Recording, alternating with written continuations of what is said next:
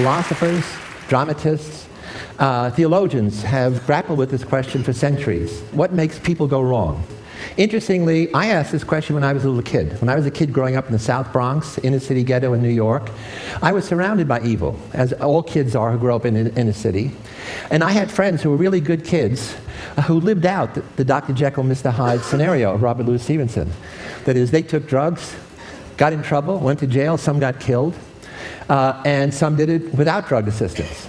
So when I read Robert Louis Stevenson, that was in fiction. The only question is, what was in the juice? And more importantly, that line between good and evil, which privileged people like to think is fixed and impermeable, with them on the good side and the others on the bad side, I knew that line was immovable and it was permeable. Good people could be seduced across that line, and under some rare circumstances, bad kids could recover with help, with reform, with rehabilitation. So I want to begin with this wonderful illusion by Swiss artist M.C. Escher.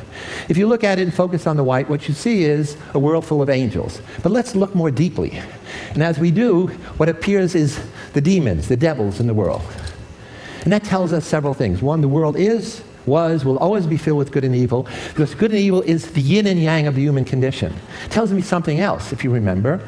God's favorite angel was Lucifer.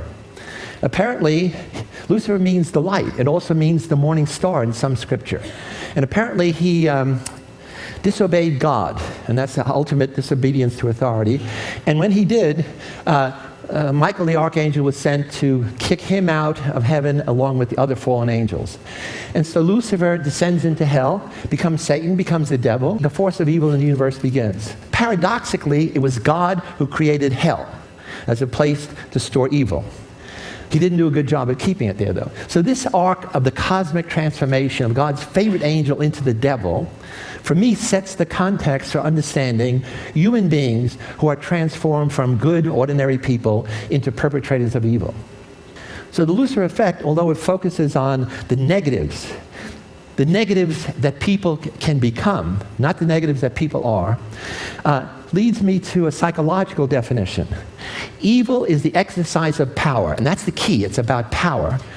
To intentionally harm people psychologically, to hurt people physically, to destroy people mortally or ideas, and to commit crimes against humanity.